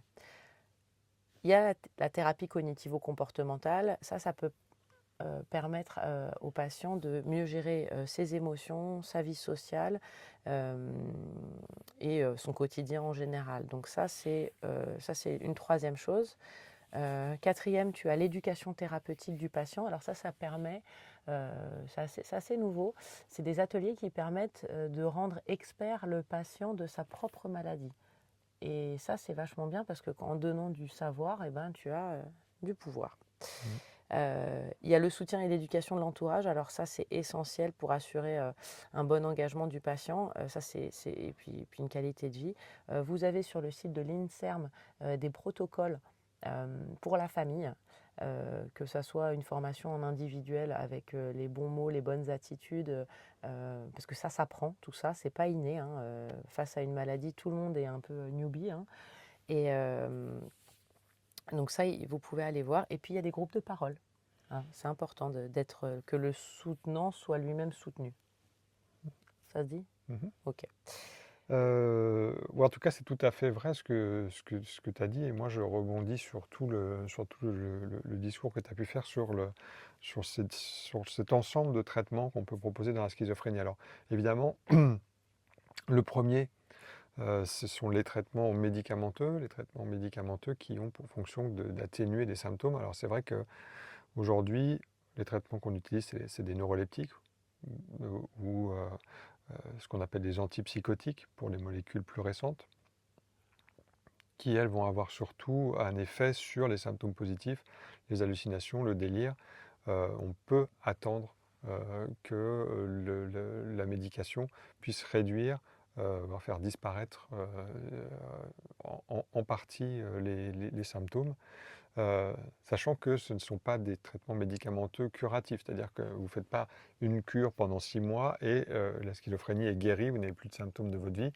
Les traitements médicamenteux, c'est un rempart aux symptômes.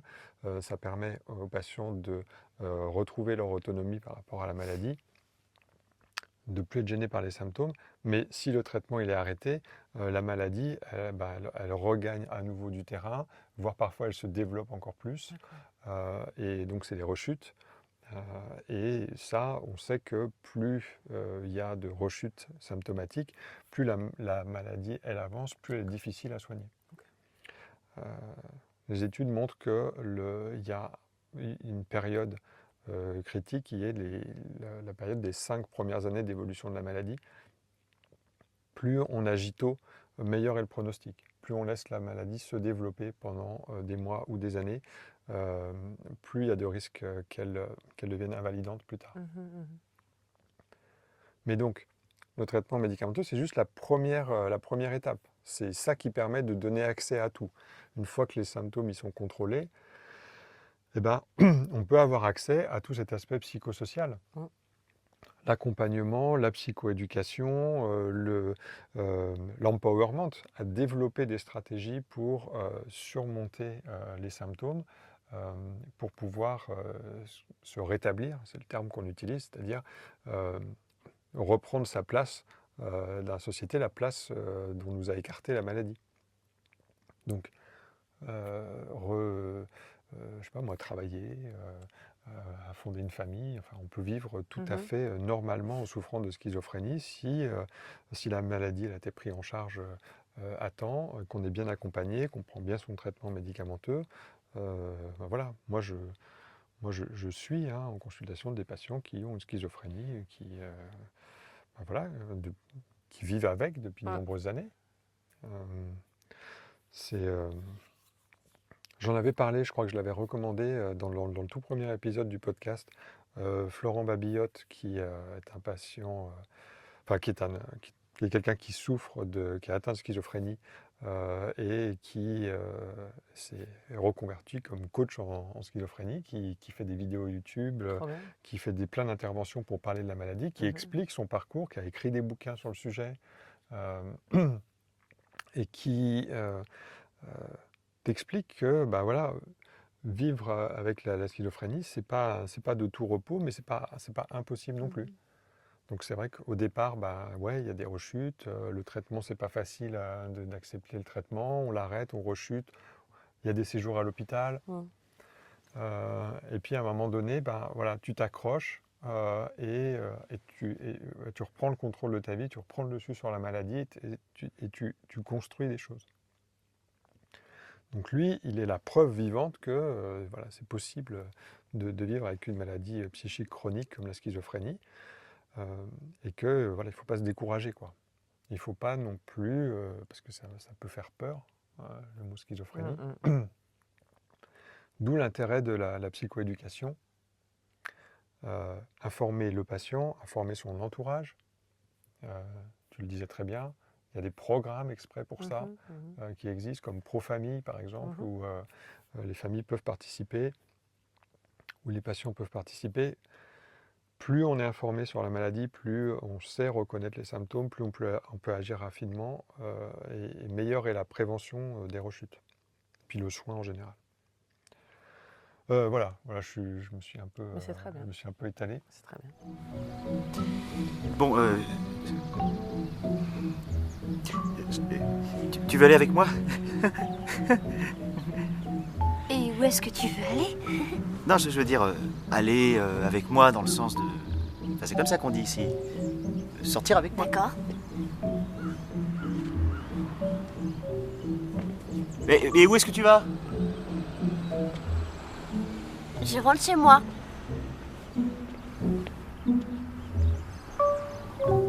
Je suis bête ou quoi? Où est-ce que tu vas? On va passer à la suite et oui, je vais vous parler justement des relations amoureuses. Des relations amoureuses lorsqu'on vit avec la schizophrénie.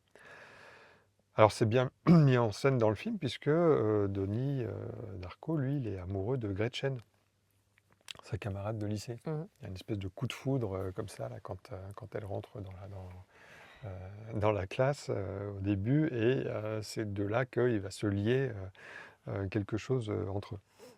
Donc est-ce qu'on peut tomber amoureux lorsqu'on souffre de schizophrénie? Bah oui, évidemment, c'est pas du tout incompatible. L'amour, ça reste une expérience universelle,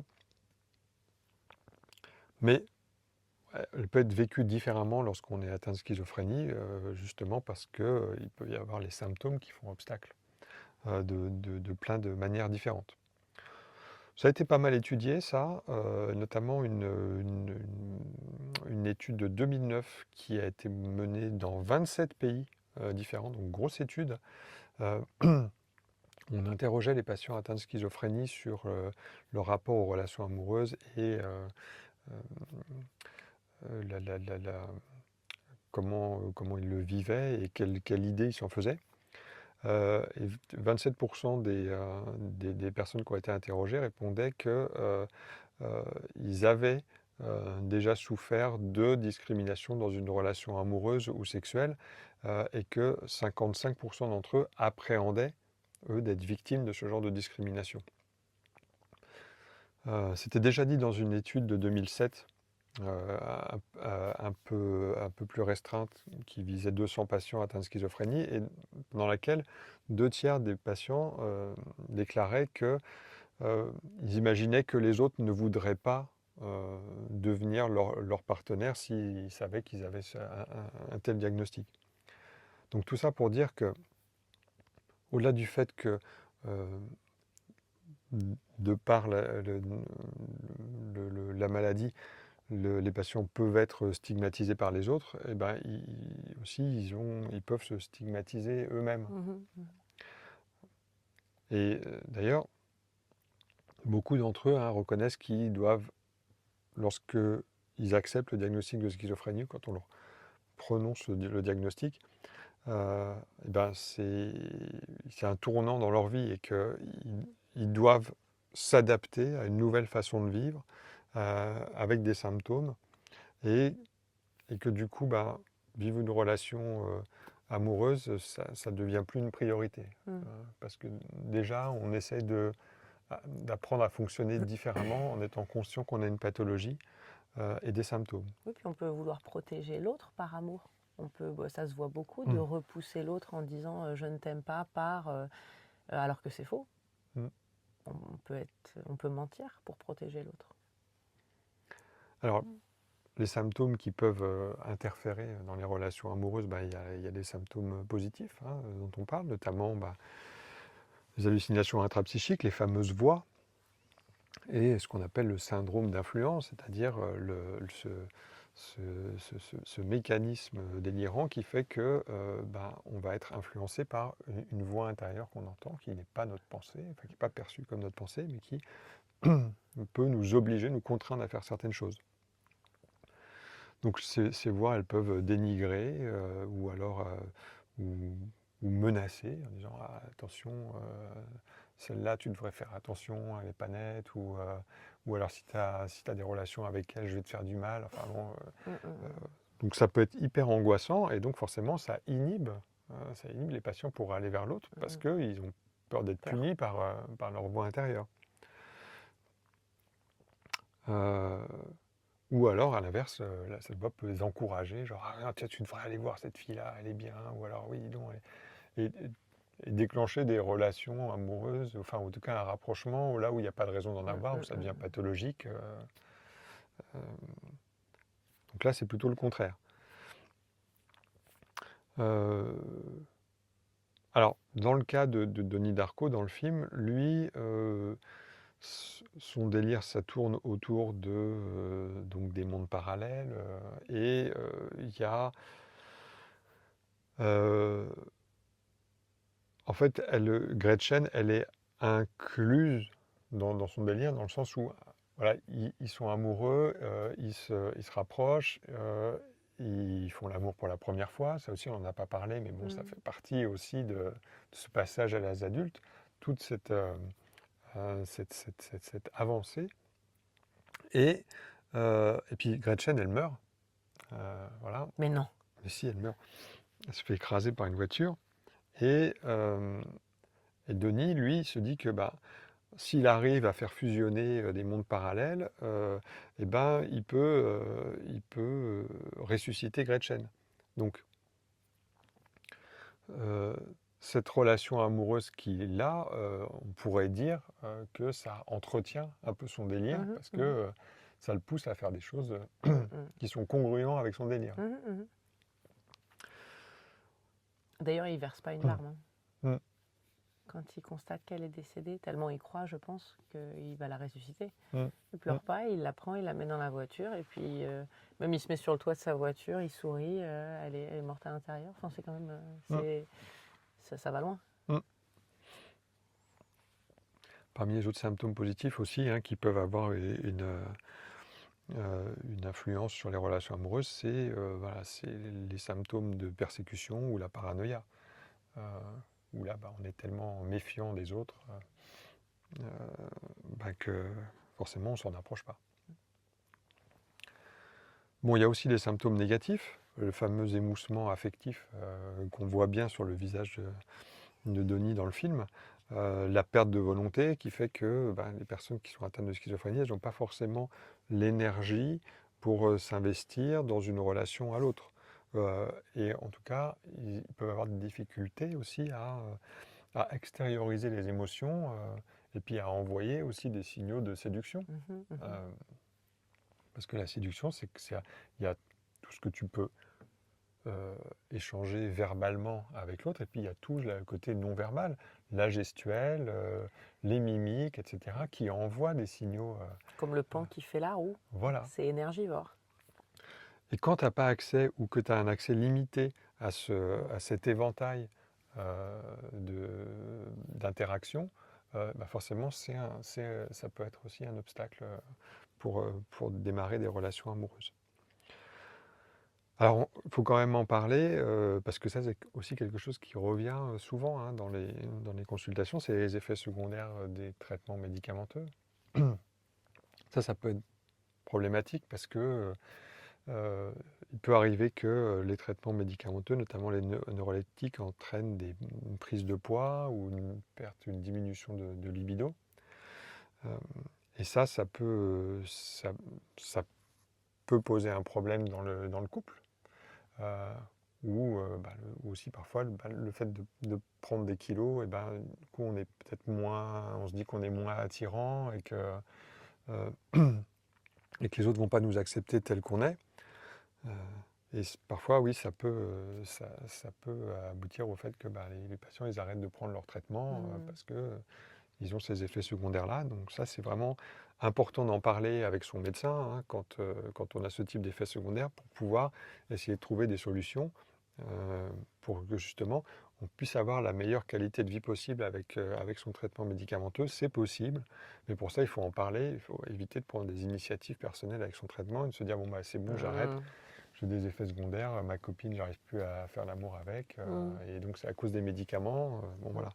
Il y a quand même des solutions alternatives ou des aménagements à faire dans le traitement pour mieux vivre avec. Donc ça, et c'est pour ça que c'est important d'en parler. Qu'est-ce qui se passe? Un accident horrible. Mon voisin. Il a été tué. Qu'est-ce qui s'est passé? Un réacteur d'avion s'est écrasé.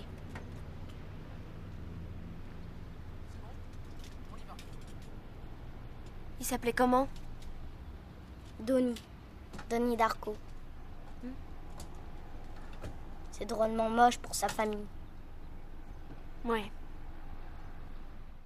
Alors un petit mot sur le sujet du suicide, parce que c'est quelque chose qui est aussi un peu abordé dans le film, dans le sens où à la fin du film, donc Denis il réintègre sa chambre où le réacteur d'avion tombe, alors qu'au début du film, il n'est pas dans sa chambre, le réacteur tombe dans une chambre vide, et à la fin, lui, sachant que le moyen qui existe dans son esprit pour reconnecter les deux mondes, c'est que lui périsse dans cet accident d'avion, enfin de réacteur d'avion qui tombe, donc il va quelque part volontairement se sacrifier en reprenant sa place dans sa chambre et en acceptant de mourir écrasé par le réacteur d'avion.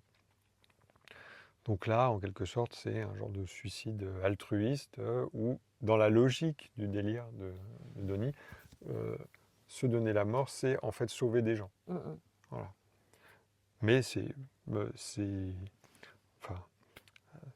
pathologique, c'est pas normal de se dire ça. En aucun cas, se donner la mort, ça sauve la vie à qui que ce soit. Et d'ailleurs, ça devrait même être alerter ceux qui nous écoutent, et même tout le monde, sur le fait que lorsqu'on on a des gros symptômes de dépression, on peut avoir ces paroles-là. Non mais vous serez mieux sans moi, je ne suis qu'un poids, etc. Donc ça c'est très alarmant. Alors, petite parenthèse, parce que j'ai lu un article très intéressant sur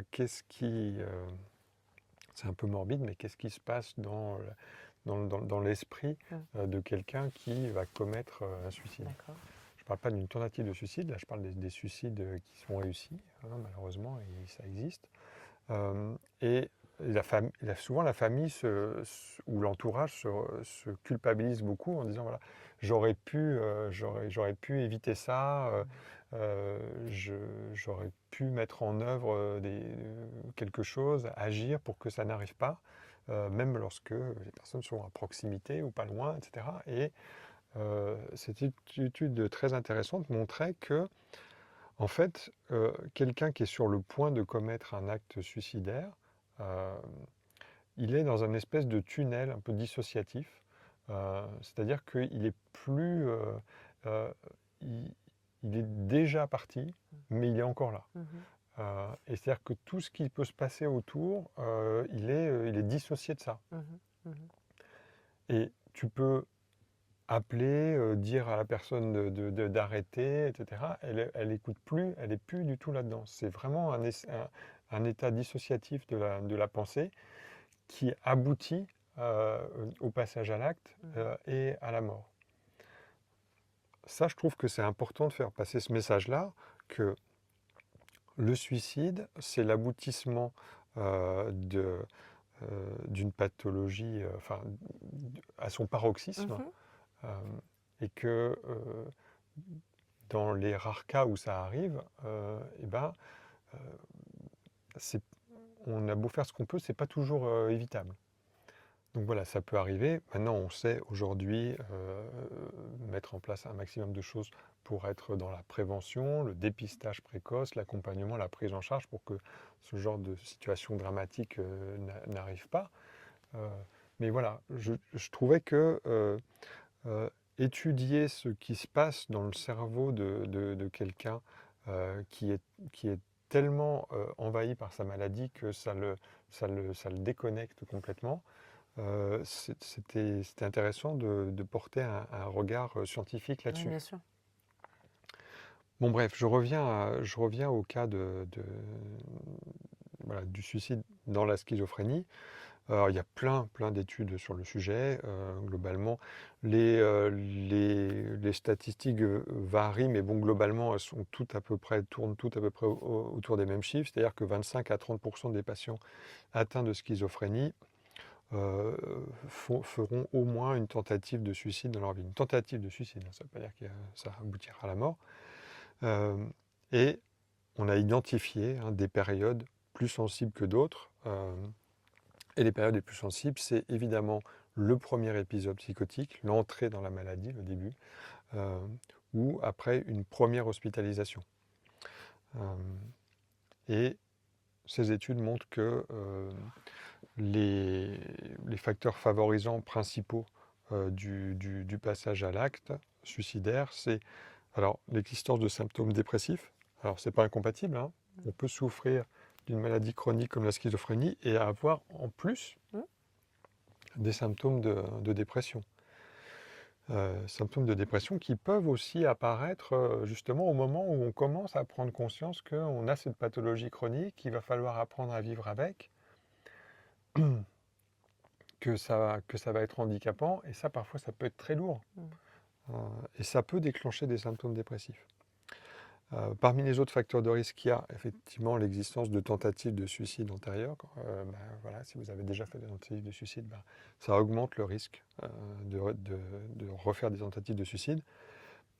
Après, voilà, le bon sens et l'usage d'alcool ou de drogue, quand vous êtes dans un état de conscience altéré par une substance psychoactive, forcément, ça augmente le risque d'un passage à l'acte. Le tabagisme, alors, il y a des études qui se sont penchées sur la question, qui disaient que parmi les gens qui fument, les patients schizophrènes en particulier, eux, ils peuvent avoir plus de risques d'avoir des passages à l'acte suicidaire si c'est des fumeurs que si c'est des pas fumeurs. D'accord, ok. Voilà.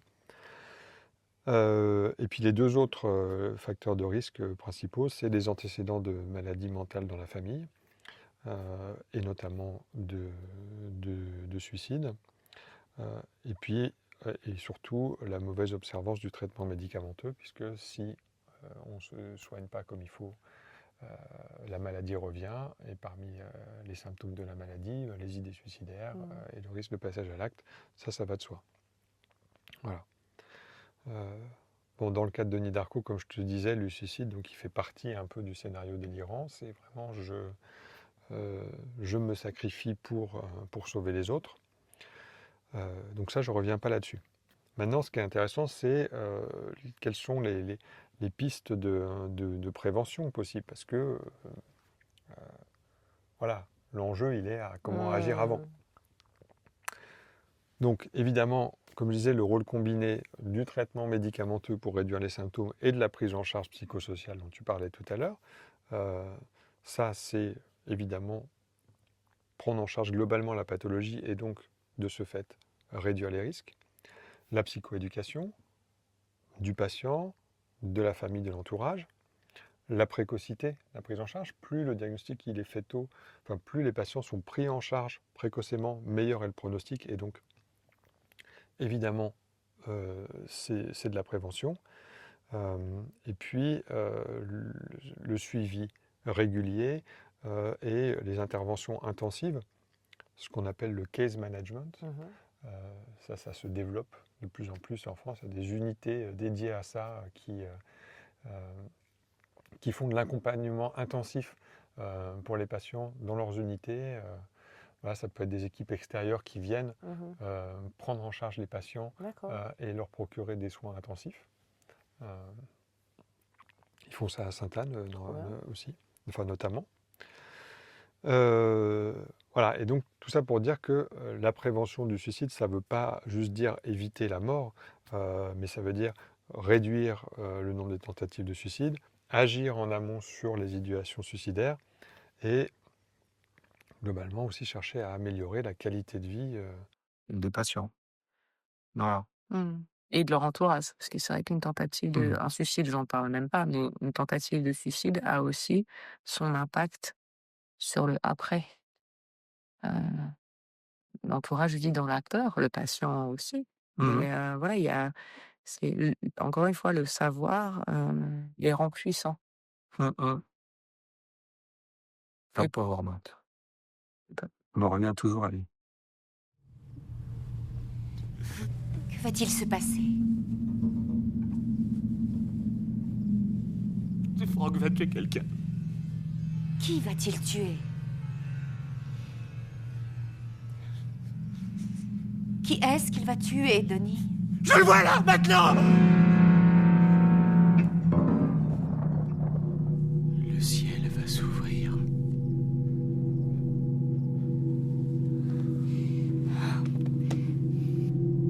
Si le ciel devait s'ouvrir subitement, il n'y aurait pas de loi, il n'y aurait pas de règles, il n'y aurait que toi et tes souvenirs. Les choix que tu as faits et les personnes que tu as touchées. Si le monde devait finir, il n'y aurait que toi et lui. Et personne d'autre. Ok, et ben écoute, je crois qu'on a fait le tour, on n'oublie rien. C'est pas mal, non? Je vérifie, mais non, je crois que c'est bon. On va donner notre avis sur le film maintenant. Alors, Laura, dis-moi, qu'est-ce que tu en as pensé? Et ben moi, j'ai trouvé que c'était un film extrêmement prenant. Il est très beau visuellement. Il est rythmé, presque trop parfois. Des fois, j'ai eu du mal un petit peu à suivre parce que, il y a les allers-retours dans le temps aussi. Les acteurs sont incroyables. Il y a beaucoup, beaucoup d'émotions. Moi, j'ai beaucoup de sympathie, pas d'empathie, pour l'entourage, parce qu'ils souffrent, autant que le sujet. Et puis, il y a le jeu d'acteur, de ce Denis Darko, qui, c'est magistral quoi, à 19 ans de faire ce regard, ce sourire, cette transformation de voix où on vit vraiment le délire à travers lui et avec lui. Mais moi, ça m'a un petit peu interpellée parce que, je me demande vraiment, par rapport à tous ces acteurs qui jouent des rôles extrêmement perturbants, qui le préparent. Alors, parfois, il y a des acteurs qui préparent des rôles et il y a des transformations physiques. Ils doivent perdre beaucoup de poids, gagner beaucoup de poids et Ça, c'est une chose qui doit être extrêmement perturbante pour certains. Et je me disais aussi la dimension, psychologique lorsqu'on joue le rôle de quelqu'un qui est atteint d'une maladie psychiatrique, à quel point ça peut, jouer sur, sur, l'état de l'acteur. Est-ce que, un acteur sain, peut être, influencé par, le travail, d'un rôle? Est-ce qu'il peut finir par y croire? C'est une question. Oui, c'est une Après, question, je sais pas, qu'est-ce que tu en penses? bon, moi, bon, je suis pas spécialiste de cinéma, donc je saurais pas te dire à quel point le méthode acting, c'est dangereux ou pas. Mais c'est vrai qu'il y a des acteurs pour qui leur façon de travailler, c'est de se confondre avec le personnage Ça, à qu'ils quel point doivent c'est jouer. dangereux, ouais. On en avait parlé pour le film Joker, avec Heu, Joaquin Phoenix, Ouais.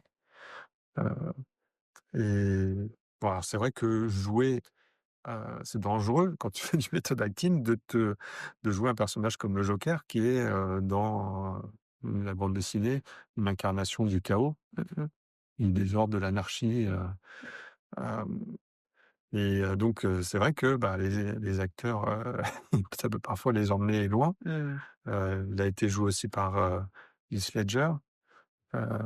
Qui est décédé justement, À la à so à la fin du tournage de Oui, Batman, The Dark Knight, c'est ouais. ça? Oui, et le Joker aussi. Il jouait le Joker. Mmh mh.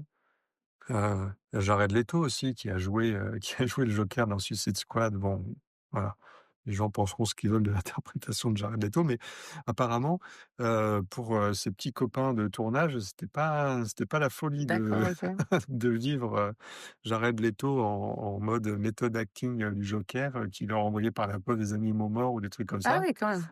Ouais, ouais, ouais. Donc c'est pour ça, je me dis à quel point, en baignant dans un bain pendant ce qui prépare les rôles pendant des mois et des mois, à quel point quand tu baignes dans le bain de quelque chose, ça peut t'imprégner. Mmh mh. C'était une question, voilà, je lance, une bouteille à la mer. Bon et toi, qu'est-ce que tu en as pensé? Alors, bon, moi, de toute façon, ce film, je l'adore, hein, il y a pas de je suis absolument pas objectif sur la question de ce film. Je regrette juste, que lorsqu'on l'a vu ensemble, on ait regardé la version director's cut, qui était pas la version d'origine de 2001, mais qui était une version de 2004, je crois, qui est sortie, enfin, quelques années après, heu, qui raconte vraiment une toute autre histoire, D'accord.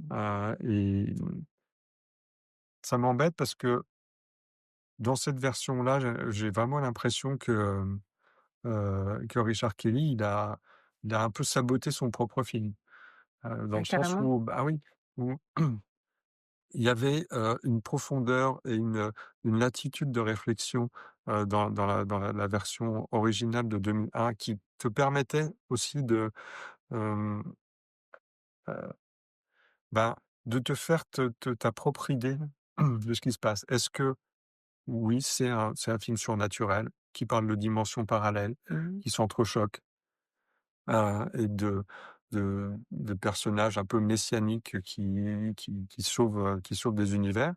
Mais tu pouvais aussi te dire, et là ça avait du sens, que le personnage de Denis Darko, il souffre de schizophrénie. Est-ce que tout ça, ça fait pas partie, de la pathologie, et qu'on ne vit pas, tout simplement les symptômes avec le patient? Mmh mh. Dans la version qu'on a vue, bah, le réalisateur, il appuie trop, le discours dans le sens de, ben, voilà, c'est des mondes parallèles. Il y a des scènes qui sont rajoutées d'explications sur comment ça marche les mondes parallèles. Quel est le rôle de Denis Darko dans cette interaction? Hem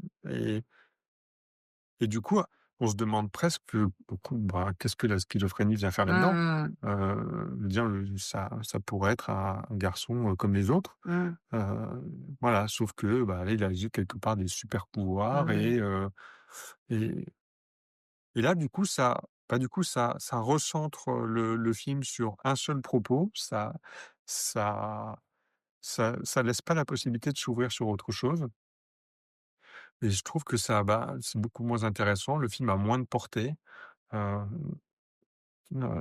je trouve ça vraiment, mais je crois que je sais pas si je l'avais vu cette version-là, parce que ça m'a tellement choqué quand on l'a regardé que je me Oui, tu suis dit: étais «Mais» touche à foin, ouais. je me suis dit: «Mais qu'est-ce que c'est que ce film?» Ouais. heu, Ouais, faut pas avoir Sylvain dans cet état, hein, c'est pas beau à voir, hein. Donc regardez la version 2001 et pas 2024, c'est ça? non, 2000 je crois que c'est 2004. J'ai pas le faudrait que je Ah vérifie, oui, oui, mais 2004, oui. 2001 et pas 2004, ouais. ouais, je crois que c'est ça. Bon, je Mmh. suis pas sûr pour la date, OK. mais bon, voilà. La version d'origine, je la recommande. Celle-là, c'est celle qui a plus de rapport avec ce qu'on a raconté, parce que si vous regardez la version Director's Cut, vous verrez peut-être pas le même film que nous.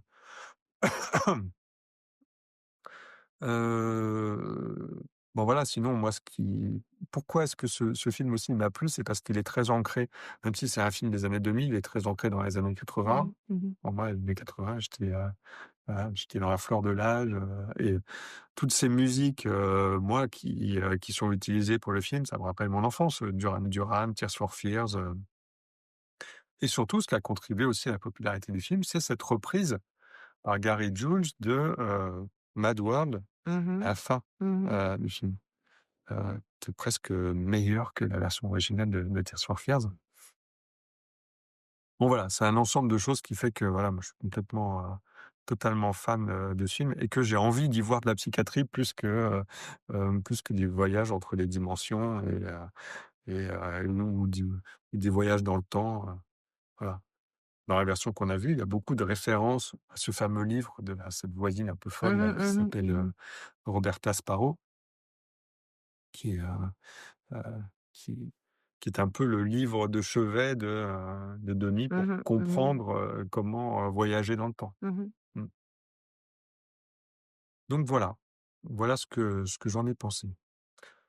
Alors, en ce qui concerne nos recommandations, je te laisse commencer, tu voulais parler d'un livre par rapport à la schizophrénie? Oui, c'est un guide qui est plutôt bien fait, hein, qui s'intitule «Guide pour s'aider soi-même, la schizophrénie», donc c'est chez Odile Jacob, c'est ça? Ah non, c'était l'autre, Si, si, pardon. si, si, c'est C'est chez Odile celui-là? Jacob. Oui, oui, c'est celui-là. D'accord. Et ben voilà. C'est un livre de Jean-Louis Monestès, c'est ça? C'est ça. Voilà, et qui est, très facile d'accès et qui permet de comprendre, la maladie et comment, mieux vivre avec. C'est vrai que les guides pour s'aider soi-même, moi, c'est des bouquins que je recommande, souvent aux patients parce que c'est écrit par des médecins ou des professionnels de santé et c'est à l'intention des patients et de leur entourage. Mmh. C'est très, didactique, c'est vulgarisé, Accessible, ouais. c'est accessible, c'est simple avec, souvent des outils, et il y a plein de sujets différents qui sont abordés. Donc là, il y a un volume sur la schizophrénie, mais il y en a d'autres sur, l'affirmation de soi, le TOC, l'anxiété, Mmh mh, mmh mh. heu, le trouble borderline. Enfin bon, il y a plein de sujets qui sont déclinés dans cette collection que je recommande et qui est vraiment très bien. Pour ma part, moi, qu'est-ce que je peux vous recommander? Alors si, par curiosité, j'ai été voir si le fameux bouquin de Roberta Sparrow dont on parle dans le film, il existe pour de vrai et on peut acheter sur internet, le livre de Roberta Sparrow qui s'appelle «La philosophie du voyage dans le temps». OK. Je l'ai pas acheté. J'ai feuilleté quelques pages sur internet, ça a l'air d'être un gros délire. Ouais. Alors bon, après, évidemment, pour moi, je considère que le voyage dans le temps, ça n'existe pas. Mais là, tout est rationalisé de Ouais. façon, quasi, scientifique, sur, comment ça fonctionne le voyage dans le temps, pourquoi c'est Ah ouais, possible, d'accord, je comprends.